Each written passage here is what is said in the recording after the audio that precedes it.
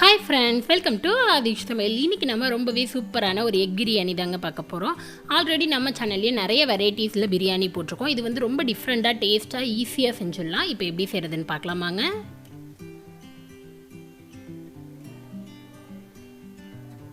இப்போ இங்கே பிரியாணி செய்கிறதுக்கு ஒரு கடாய் வச்சுருக்கேன். பாத்திரத்தில் நம்ம ஒரு 3-4 டேபிள் ஸ்பூன் கிட்ட எண்ணெய் சேர்த்துக்கலாங்க.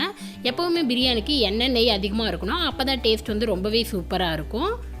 இப்போ ஒரு 4 டேபிள் ஸ்பூன் அளவு எண்ணெய் சேர்த்தாச்சு. இதோட ஒரு 2 ஸ்பூன் அளவு நெய் சேர்த்துக்கோங்க. நெய் சேர்க்கும்போது நல்ல ஃப்ளேவர் அண்ட் டேஸ்ட் கொடுக்கும். இப்போ இதோட ஒரு பிரியாணி இலையை 2-3 கிள்ளி போட்டுக்கோங்க. ஒரு 5-6 கிராம்பு, ஒரு 4 ஏலக்காய் சேர்த்துக்கோங்க. 2 ஸ்டார் அனீஸ் நட்சத்திர சோம்பு, ஒரு 3 சின்ன துண்டு பட்டை.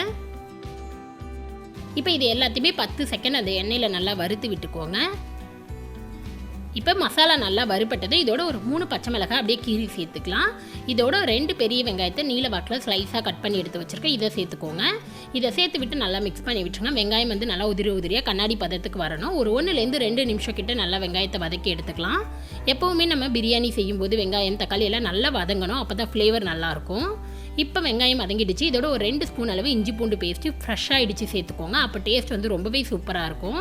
இப்போ இதோட பச்சை வாசனை போகிற வரையும் நம்ம நல்லா வதக்கி எடுத்துக்கலாம் ஒரு நிமிஷத்துக்கு. இப்போ இங்கே நல்லா பச்சை வாசனை போயிடுச்சு. இந்த ஸ்டேஜில் 3 மீடியம் சைஸ் தக்காளி கட் பண்ணி எடுத்து வச்சுருக்கேன். இதை சேர்த்துக்கோங்க. இதை சேர்த்து விட்டு நல்லா மிக்ஸ் பண்ணி விட்டுருங்க. வெங்காயம் தக்காளி எல்லாம் நல்லா குழைவாக வதங்கி வரணும். ஒரு 3-4 நிமிஷம் வதக்குங்க. அப்போ தான் நமக்கு வந்து எவ்வளோக்கு எவ்வளோ வதங்குறோமோ ஃப்ளேவர் நல்லாயிருக்கும். இப்போ நல்லா வதங்கிடுச்சு. இந்த ஸ்டேஜில் நல்லா அரை கைப்பிடி அளவு பொடியாக நறுக்கின கொத்தமல்லி, ஒரு 1/4 கையளவு பொடியாக நறுக்கின புதினா சேர்த்து விட்டு நல்லா மிக்ஸ் பண்ணி விட்டுருங்க. நம்ம நல்லா பொடியாக கட் பண்ணியிருக்கோம். புதினா கொத்தமல்லி சீக்கிரமாகவே வதங்கிடும். ஜஸ்ட் நல்லா மிக்ஸ் பண்ணி விட்டாலே போதும்.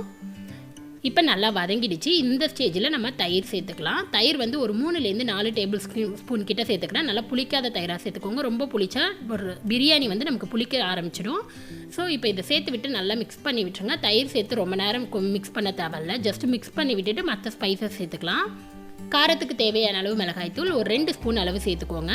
1.5 ஸ்பூன் அளவு தனியாத்தூள், 1.5 ஸ்பூன் அளவு கரம் மசாலா, ஒரு 1/4 டீஸ்பூன் அளவு மஞ்சள் தூள், தேவையான அளவு உப்பு சேர்த்துக்கோங்க. இது எல்லாத்தையுமே சேர்த்து விட்டு நல்லா மிக்ஸ் பண்ணி விட்டுருங்க.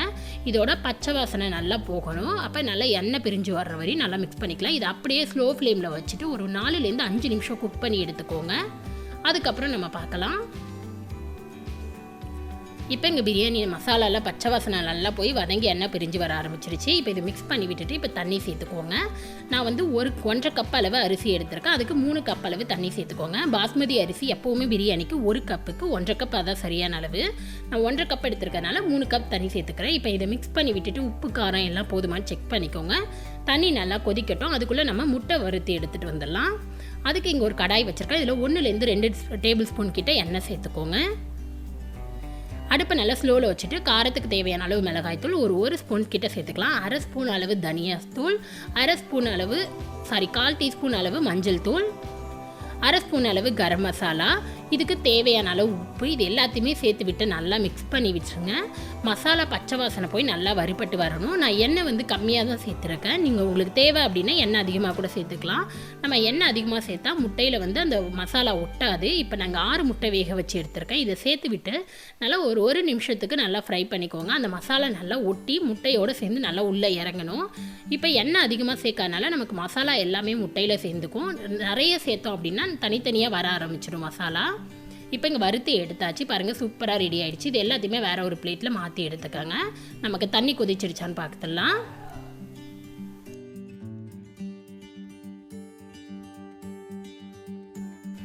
பாருங்கள், இப்போ தண்ணி கொதிக்க ஆரம்பிச்சிருச்சு. இப்போ பாஸ்மதி அரிசி 1.5 கப் அரிசியை வாஷ் பண்ணிவிட்டு 1/2 hour முன்னாடியே ஊற வச்சு எடுத்து வச்சுருக்கேன். இது தண்ணி இல்லாமல் அரிசியை மட்டும் ஸ்ட்ரெயின் பண்ணி சேர்த்துக்கோங்க. நீங்கள் இதை வந்து நார்மல் ரைஸில் கூட செய்யலாம். டேஸ்ட் வந்து ரொம்பவே நல்லாயிருக்கும்.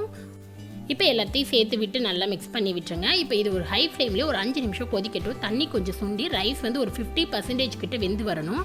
அரிசியும் தண்ணியுமா ஒன்றாகி வரணும். அது வரை விட்டுருங்க. இப்போ பாருங்கள், 50% கிட்ட வெந்துருச்சு. தண்ணி ரைஸ் ரெண்டுமே சம அளவில் வந்துடுச்சு. இப்போ நம்ம தம் போட போகிறோம். அதுக்கு முன்னாடி நம்ம வறுத்து எடுத்து வச்சுருந்த முட்டை எல்லாத்தையுமே சேர்த்துக்கலாம். இதை நீங்கள் அப்படியே கூட மூடி வச்சிடலாம், இல்லைனா லைட்டாக ஜென்டிலாக இந்த மாதிரி மிக்ஸ் பண்ணி கூட மூடி வச்சிடலாம். இதுக்கு மேலே உங்களுக்கு வேணும் அப்படின்னா நெய் எக்ஸ்ட்ரா கூட சேர்த்துக்கலாம், இல்லை புதினா கொத்தமல்லி பொடியாக கட் பண்ணி கூட நீங்கள் சேர்த்துக்கலாம். நான் இன்றைக்கி எதுவுமே சேர்க்க போகிறதில்ல. ரொம்பவே சிம்பிளாக இதை லைட்டாக மிக்ஸ் பண்ணி விட்டுட்டு நம்ம ஒரு தோசைக்கல் வச்சு தம் போட போகிறோம். தோசைக்கல்லுங்கிறதுனால சூடாக இருக்குது. இதுக்கு மேலே நம்ம ரெடி பண்ணி வச்ச பிரியாணி பாத்திரத்தை வச்சுட்டு ஒரு பிளேட் போட்டு மூடிடுங்க.